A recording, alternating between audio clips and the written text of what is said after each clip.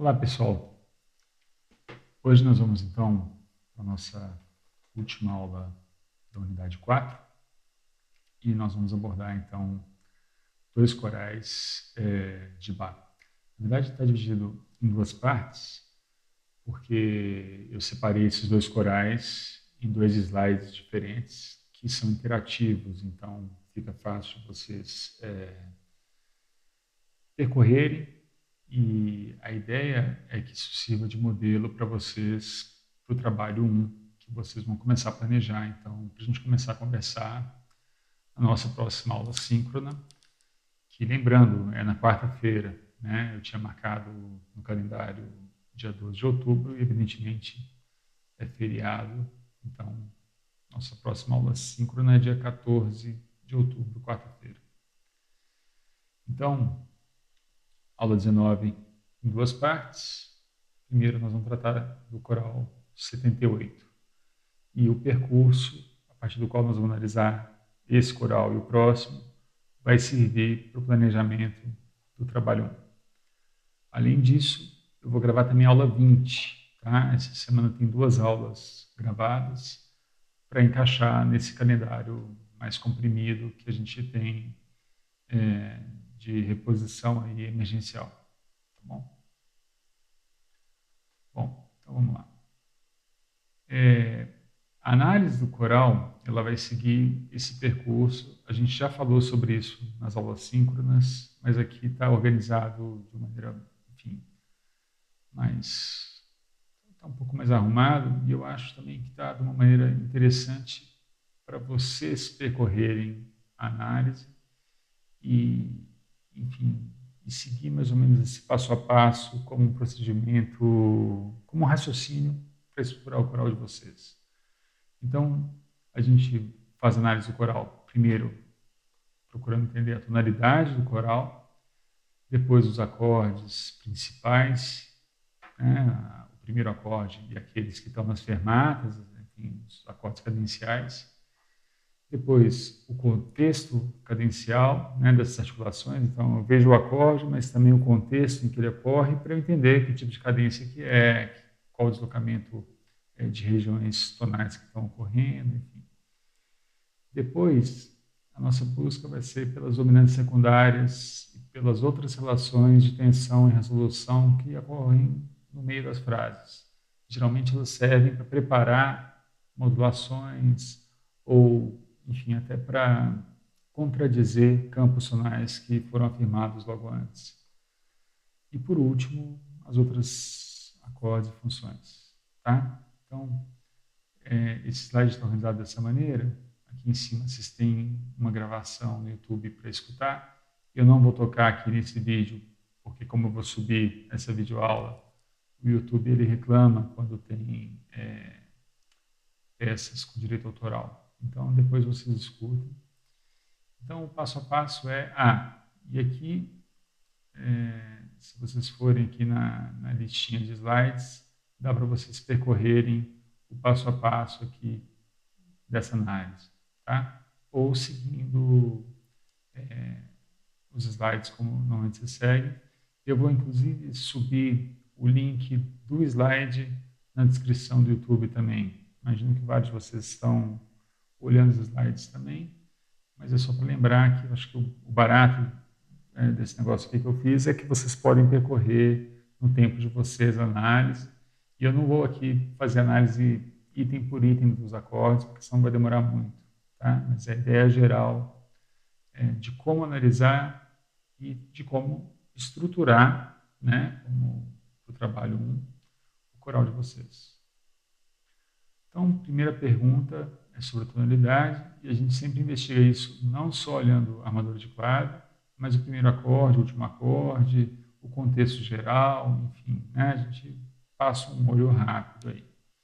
Então, está em Sol menor, né, em Si menor, e aí a gente tem, né, o primeiro acorde e o último acorde, contexto picard.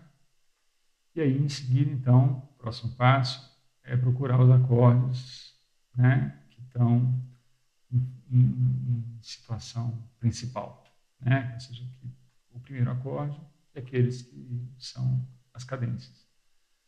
E analisar eles, né? Então, tá aí, né, a tônica, esse acorde dominante, que é relativo maior, dominante e tônica com terço picárdio.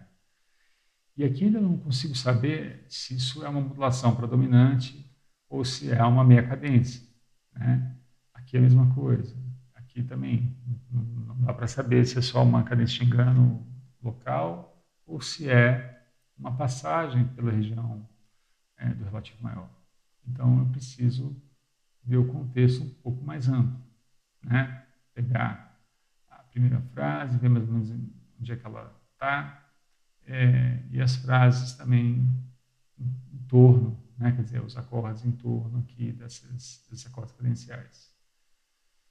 Então, a primeira frase, a gente vê que tem uma exposição de Si menor e comece a reparar essa estrutura, né? Quer dizer, tem a tônica, tem dois acordes com, enfim, são subdominantes diferentes, né? Tem a subdominante relativa à sub, mas a gente vê uma função nos dois comum, né? De afastamento Si menor. Depois, dominantes e tônica, e isso expõe a tonalidade de Si menor, né? De uma maneira clara. Depois, o outro contexto, vou pular aqui, então estou realmente indo de fermata em fermata agora, quer dizer, primeira frase, agora fermata em fermata. Então, aqui eu vou ter tônica dominante, aqui eu vejo até repetir a dominante e resolver na tônica. Ou seja, a primeira frase ela firma a tonalidade, né? Então, posso fazer um desenho mental, tem um campo tonal, desloco no final para a dominante, com aquela função que a gente conversou um pouco na última aula, que muitas vezes as minhas cadências têm, que é de colocar quase que um ponto de interrogação que vai ser resolvido na frase seguinte. Então, é uma pontuação, né? Mantém uma tensão formal que vai ser conduzida na frase seguinte.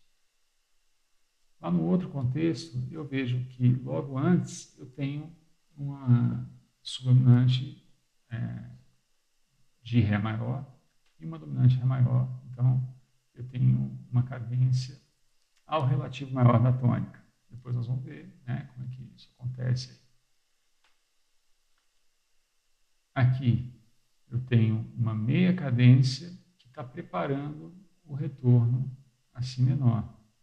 Então, tenho uma subdominante, uma dominante, e eu vejo que há uma resolução, um acorde seguinte à fermata, ou seja, todo o contexto com a meia cadência. E no final, dominante, tônica, enfim, cadência perfeita. Então, isso é análise das articulações das fermatas. Em seguida, eu vou procurar, então, outras regiões em que há tensão, em que ocorre, de alguma maneira, processo de tensão e resolução. Então, aqui, entre essas duas primeiras frases, tem uma dominante tônica, depois tônica, dominante, dominante. Quer dizer, percebam que tem uma exposição, depois o polo é sempre dominante, tônica, dominante, meia cadência. Né? Quer dizer, não tem muita novidade. O que dá novidade aqui, escutem depois, é a movimentação melódica, o interesse melódico gerado aqui pela linha de soprano, especialmente, e essa interrupção numa tensão que vai ser continuada, que vai ser resolvida na frase seguinte e vai dar continuidade para a peça. Depois, aqui eu tenho uma dominante relativa maior da tônica. E olha, é para lá que eu vou. A gente já sabe que ele está indo para o relativo maior da tônica. De novo, então, o que está ocorrendo aqui é um deslocamento do campo tonal de Si menor para o campo tonal de Ré maior, que é o relativo maior da tônica. Então, essa arquitetura aqui que é legal a gente ver e começar a tentar pensar, ao planejar os corais, também em não fazer assim, essa concatenação das funções, dos acordes, de uma maneira arbitrária. né, tenha um sentido discursivo aí tonal, tá bom? Seguindo, ainda que faz mais uma dominante no relativo maior da tônica, e depois tem um deslocamento aqui para a região da subdominante e, enfim, depois, né, para o relativo maior subdominante, depois para a subdominante, desculpa, para a subdominante menor, e aí prepara, então, essa meia cadência, que vai voltar para a tônica. Então, olha que interessante, né? Tem a apresentação da tonalidade, um deslocamento para o relativo maior, desse relativo maior, tem uma dominante para ele, depois uma região de dominante para o relativo da subdominante, quer dizer, subdominante desse campo de Ré maior, depois para subdominante menor para preparar a minha cadência, e aí a frase final.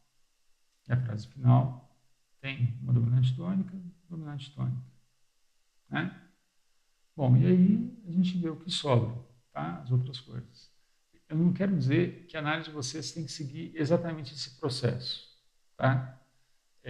Normalmente a gente analisa de uma fermata para trás, a gente vai fazendo, né, de uma maneira um pouco exploratória. Mas depois de fazer, tentem segmentar dessa maneira. Qual que é a frase que abre, qual que é o contexto de cada articulação, aonde estão as dominantes secundárias e aonde estão outras coisas que não são dominantes secundárias. Porque eu acho que essa estrutura, esse mapa aí, né, eu coloquei com cores até para isso ficar mais visível, seria legal vocês tentarem ver esse mesmo tipo de estrutura nos trabalhos aí que vocês vão fazer. E aí o que a gente tem então? O primeiro, na verdade, quando ele está indo para o relativo maior da tônica, ele utiliza a subdominante, a dominante e o relativo maior da tônica. Então, é uma frase completa, né, nesse campo. E aqui, a mesma coisa, né, quer dizer, ele faz isso, depois ele passa, né, por si menor, mas é só uma breve passagem perto do contexto todo. Então, a gente pode dizer que essa segunda frase inteira, ela é em Ré maior.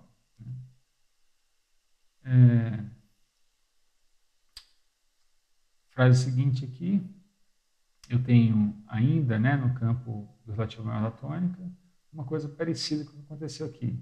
Tinha um relativo menor, subdominante, dominante de Ré. Depois a mesma coisa, relativo menor, aí relativo da subdominante, subdominante, dominante, tônica. Então, tem uma repetição de ideia tonal aqui, uma pequena variação, né? Bem, e é isso, né, esse coral. Escutem aí, vocês podem dar play e percorrendo aí o coral pelos slides, tá? E eu já volto com análise de um outro coral, mais ou menos no mesmo estilo aí desse. Até logo.